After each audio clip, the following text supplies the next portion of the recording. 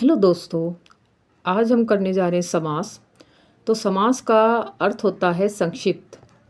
और समास की अगर परिभाषा लें तो सब किसे कहते हैं? समास दो या दो से अधिक शब्दों के मेल से बने नए शब्द क्या कहलाते हैं? समास। देखिए, जब दो या दो शब्दों को हम जोड़ देते हैं ना, और उनके जोड़ने के बाद कोई नया शब्द बनता है, वो होता है समास। अब जैसे कि ये देखिए, रोग मुक्त। तो रोग मुक्त मतलब रोग से मुक्त। अब ये दो शब्द जोड़ दिए ना, रोग और मुक्त, तो इनको अगर हम अलग अलग करें तो रोग और मुक्त बनते हैं। तो इकट्ठा करने के बाद क्या बन गए? समास बन गए। और एक बात और बता दूं, समास में एक पूर्व पद होता है और एक होता है उत्तर पद। जो आगे वाला होता है ना, इसमें जो शब्द बनते हैं मिलते हैं आपको, वो आगे वाले शब्द को बोलते हैं पूर्व पद। और आपका जो पीछे वाला शब्द मिलेगा ना, उसको बोलते हैं उत्तर पद। ठीक है। तो जैसे रोग इसमें पूर्व पद है और जो मुक्त है वो क्या आपका उत्तर पद है। अब हम आ जाते हैं इसके भेदों पे, जो बहुत इंपॉर्टेंट हैं आपके पेपर में। इन्हीं में से क्वेश्चन आपको देखने को मिलते हैं। तो इसके भेद की बात करें तो समास के भेद होते हैं 6। कितने भेद होते हैं? 6। तो 6 भेद होते हैं समास के। सबसे पहला इसका भेद है अविभाव समास, दूसरा आपका तत्पुरुष समास, और तीसरा आपका है कर्मधारय समास, चौथा द्विगु समास, पांचवा द्वंद्व समास, और छठा हमारा बहुव्रीहि समास। तो मैंने देखिए सामने जो लिख रखा है ना, ये मैंने आपको इसलिए लिख रखा है कि आपको याद करने में आसानी रहे। बच्चे क्या होता है, परिभाषाओं में फजल हो जाते हैं। उनको ये नहीं पता लगता कि परिभाषाएं कैसे याद करें। एक परिभाषा याद करते दूसरी दिमाग में नहीं रहती, कौन सा पद प्रधान है, कैसे मतलब इसको बोलना है। तो ये देखिए, इसमें आपको ये ध्यान रखना है कि अविभाव समास में पूर्व पद प्रधान होता है। और जो कि देखिए 3 है, मैंने इसलिए तीनों को इकट्ठा ही कर दिया है। तत्पुरुष समास, कर्मधारय समास और द्विगु समास। इन तीनों समास में क्या होता है? उत्तर पद प्रधान माना जाता है। कौन सा पद प्रधान माना जाता है? उत्तर पद। तो इस बात का ध्यान रखें कि 3 समास में एक ही है जो कि मतलब दूसरा पद प्रधान होता है। और इसमें कौन सा होता है? पूर्व पद प्रधान होता है। सिर्फ इसमें पूर्व पद प्रधान होता है। और जो आपका द्वंद्व समास है ना, द्वंद्व समास में होते हैं दोनों पद प्रधान, पूर्व पद भी और उत्तर पद भी। ठीक है। प्रधान का मतलब होता है कि वो मुख्य होते हैं, उनको ही वैल्यू दी जाती है। बहुवीरी समास क्या होता है? इसमें कोई भी पद प्रधान नहीं होता, कोई जो तीसरा पद पे होता है ना, वो प्रधान माना जाता है। समझ में आई बात? तो देखिए बिल्कुल आसान है। देखिए बस आपको ये ध्यान रखना, पूर्व पद किसमें प्रधान होता है? अविभाव समास में। उत्तर पद प्रधान किसमें होता है? 3 में होता है, तत्पुरुष, कर्मधारय और द्विगु समास में। ये जो भेद होते हैं ना, ये कर्मधारय और द्विगु तत्पुरुष के ये मतलब पार्ट माने जाते हैं। ठीक है। तो इसलिए इनमें तीनों में ही उत्तर पद प्रधान होता है। और द्वंद्व समास में द्वंद्व, दवंद्व, द और न मतलब दोनों ही पद प्रधान होते हैं। वैसे भी ध्यान रह जाएगा आपको। और बहुवीरी समास में क्या होता है कि इसमें तो कोई पद प्रधान भी नहीं माना जाता, कोई तीसरा। ठीक है, कोई तीसरा पद प्रधान माना जाता है। अब इसकी मैं फटाफट परिभाषा करवाऊंगी ना, आपको इसका अर्थ भी समझ में आ जाएगा। बस आप वैसे इसको मोटे तौर पे याद रखना, ताकि आपको परिभाषाओं में परेशानी ना हो। देखिए सबसे पहले मैं आपको करवा रही हूँ अविभाव समास। इसकी हम परिभाषा करेंगे पहले। अविभाव समास किसे कहते हैं? समास के प्रारंभ में इसमें उपसर्ग जुड़ा हो तो। देखिए उपसर्ग आपको पता है, उपसर्ग पढ़ते आपने किए भी होंगे। तो अगर आगे का शब्द है ना, पूर्व पद इसमें उपसर्ग हो ना, तो ये सोच लेना कि इसमें अविभाव समास ही है। जैसे कि इसके उदाहरण देखिए, आ जन्म, प्रतिदिन, यथाशक्ति और हाथों हाथ। कुछ शब्द ऐसे भी आते हैं। देखिए इसमें आपको उपसर्ग नजर नहीं आ रहा ना, हाथों हाथ में, तो इसका मतलब यहाँ पर भी अविभाव समास है। लेकिन आपको कैसे पता लगेगा कि इसमें अविभाव समास है? इसमें है ना, दोनों शब्द आपके समान होंगे। ठीक है, हाथों हाथ, दिनों दिन, रातों रात, ये शब्द जो होते हैं ये भी अविभाव समास में आते हैं। इस बात का ध्यान रखना। देखिए और इनमें तो आपको पता लग ही रहा है, इसमें आ निकला आया, जन्म हमारा मूल शब्द है, प्रति में प्रति निकला आया। ठीक है, अवयव दिन हमारा मूल शब्द है, यथा में यथा निकला आया। तो इसका मतलब ये भी क्या है? अविभाव समास है। ठीक है। तो जहाँ भी आपको ये नज़र आए कि हमारा अवयव है, इसमें अवयव निकल रहा है आगे के शब्द में, पूर्व पद में, तो इसका मतलब वहाँ पर आपका कौन सा समास होगा? अविभाव समास। अब देखिए दूसरा समास हमारा है तत्पुरुष समास। तत्पुरुष समास में क्या होता है? जिस समास में उत्तर पद प्रधान हो, जैसे कि मैंने ऊपर बताया आपको, कौन से समास में उत्तर पद प्रधान बताएं? तत्पुरुष समास में कर्मधारय समास और द्विगु समास। आपके ये तीनों जो समास है ना, इनमें कौन सा पद प्रधान बताया मैंने? उत्तर पद। ठीक है। तो देखिए जिस समास में उत्तर पद प्रधान हो और कारक विभक्ति का लोप हो, कारक विभक्ति का लोप मतलब जिसमें आपकी ये जो कारक विभक्ति होती है ना, कर्ता ने, कर्म को, करण से, ये सारी चीज़ें जो होती हैं वो आपको इसमें नज़र नहीं आएंगी। ठीक है, तो देखिए अब उदाहरण देखिए, जैसे कि विद्यालय।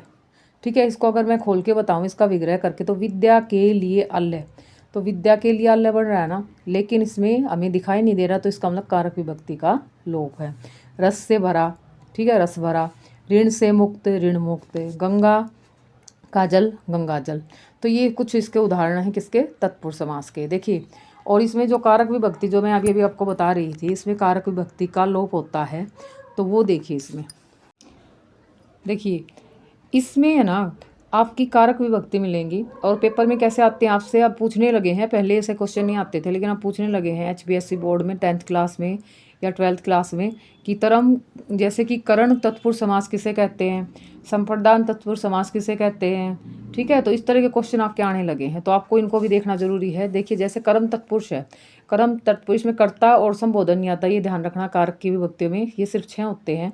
जैसे मैंने बोला कर्म, कर्म क्या होता है, कर्ता ने, कर्म को है ये, तो जिसमें कर्म विभक्ति का लोप हो उसे क्या कहते हैं, कर्म तत्पुरुष समास।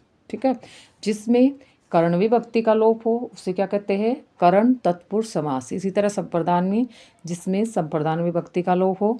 ठीक है, तो इस तरह से ये सारे आपको ऐसे याद करने, सिंपल सी बात है कि भाई इसमें सिर्फ आपने लिखना है जिस समास में जो भी आपकी है, जैसे कर्ण का पूछ लिया तो कर्ण विभक्ति का लोप हो।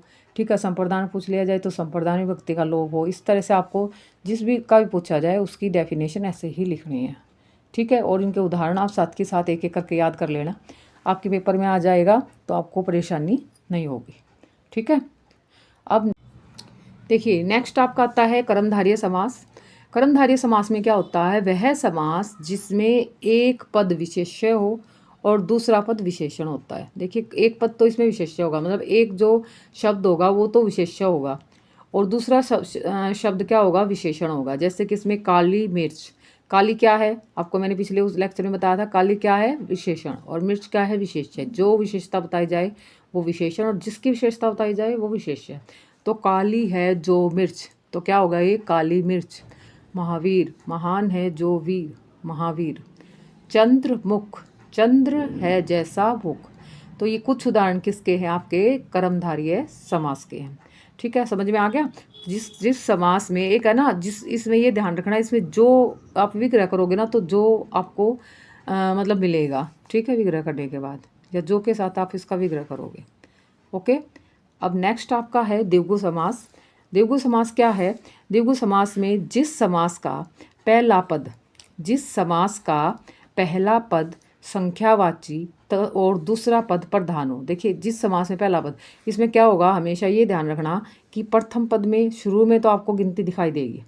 ठीक है, पहले पद में क्या नजर आएगा, संख्यावाची। आपको जहाँ भी नजर आए ना पहले संख्या है तो ये सोच लेना वहाँ पे द्विगु समास है। ठीक है, देखिए जैसे नवरत्न, 9 रत्नों का समूह। तिरंगा, 3 रंगों का समूह। नवग्रह, 9 ग्रह को समूह। ठीक है, देखिए सब में आपको नजर आ रही है कि ये क्या है, आगे गिनती है, तो इसका मतलब यहाँ पे द्विगु समास होगा। ओके, बिल्कुल आसान है, तो द्विगु समास को तो आप पहचान लोगे, परिभाषा आपको मैंने बताई दी है। अब नेक्स्ट आपका आता है द्वंद्व समास। द्वंद्व समास में क्या है, जिस समास के में दोनों पद प्रधान हो। देखो मैंने पीछे भी बताया था आपको, दोनों पद प्रधान होंगे वो क्या होगा, द्वंद्व समास। उसे द्वंद्व समास कहते हैं। इसमें विलोम शब्द, पूरक शब्दों का प्रयोग भी किया जाता है। ज़्यादातर है ना इसमें आपको या तो विलोम शब्द देखने को मिलेंगे या फिर आपको पूरक शब्द मिलेंगे। अब विलोम शब्द तो आपको पता है, लेकिन आप कहोगे मैडम पूरक शब्द क्या होते हैं। पूरक शब्द होते हैं जो एक के बिना दूसरा अधूरा है, मतलब एक के साथ दूसरा जुड़ा हुआ हो। जैसे रोटी दाल है तो रोटी और दाल, ठीक है, हालांकि विलोम नहीं है लेकिन फिर भी एक दूसरे से जुड़े हुए हैं, तो ये पूरक है, एक दूसरे के को पूरा करते हैं एक साथ मिलके। ओके, और देखिए जैसे आग पानी, ये तो विलोम है, आगे पीछे। रोटी दाल हो गई, मैंने पूरक बताया। जैसे राजा रानी, अगर इनका विग्रह करेंगे या तो और लगेगा या तथा लगेगा। ठीक है, विग्रह करने के बाद क्या लगता है इसमें, और या तथा। ठीक है, तो ये द्वंद्व समास है। अब आपका जो लास्ट बचा है वो हमारा है बहुवीरी समास। बहुवीरी समास में जैसे कि मैंने आपको पीछे बताया था, इस समास में कोई भी पद प्रधान नहीं होता, कोई तीसरा पद इसमें क्या होता है, प्रधान होता है। ठीक है, मतलब दोनों में कोई भी ये नहीं मिलेगा और कोई इसका तीसरा अर्थ निकलेगा। समझ में आया। जैसे कि मैंने बोला नीलकंठ, नीलकंठ किसको बोलते हैं? शिव भोले को बोलते हैं, शिव जी को बोलते हैं।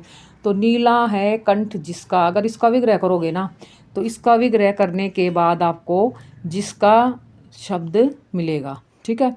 और मैंने बहुवीरी में क्या, इसमें कर्मधारी में आपको बताया था, इसका विग्रह करोगे तो उसमें जो मिलेगा, बहुवीरी का विग्रह करोगे तो जिसका मिलेगा, और इसका तीसरा अर्थ आपको मिलेगा ही। जैसे नीला कंठ जिसका, किसका? शिव का, ठीक है। दशानन, दश है मुख जिसके, रावण। दशानन किसको बोलते हैं? रावण को ही बोलते हैं ना। और लंबोदर, लंबा है उधर जिसका, गणेश, ठीक है। तो ये आपका है बहुवीरी समास। इसमें क्योंकि तीसरा अर्थ निकल रहा है, कोई तीसरा आपको शब्द मिल जाएगा कि हाँ भी इसका कुछ और भी मतलब निकल रहा है।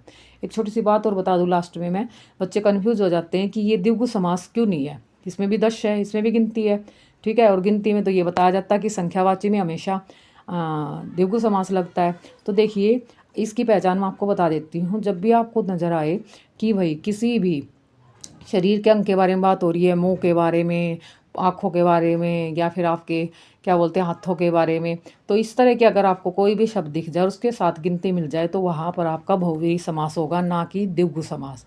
जैसे मैं आपको उदाहरण बताती हूँ, दशानन हो गया, ठीक है, त्रिनेत्र हो गया, पंचमुखी हो गया। तो ये शब्द ऐसे हैं, जैसे पंचमुखी मुख है तो उसमें शरीर के पार्ट्स की बात हो रही है, आनन मतलब सिर है तो उसमें भी हो रही है। तो इसका मतलब ये द्विगु समास नहीं है, वो क्या है? वो आपका बहुव्रीहि समास है, ठीक है। तो इसमें कन्फ्यूज होने की ज़रूरत नहीं है। आपको लगे किसी शरीर के पार्ट्स के साथ गिनती का नाम आ रहा है तो इसका मतलब वह बहुव्रीहि होगा। अगर आपको लगे कोई ऐसी चीज़ नहीं है तो वहाँ पे आपका द्विगु समास होगा, ठीक है। होगी ये कन्फ्यूजन दूर? तो इसकी आप प्रैक्टिस करना, तभी आपको अच्छे से आएंगे। परिभाषाओं के साथ उदाहरण जरूर याद करें और अच्छे से इसको लिख के भी अपनी गलतियाँ सुधारें। ओके, ठीक है दोस्तों, मिलते हैं नेक्स्ट वीडियो में। Okay, bye.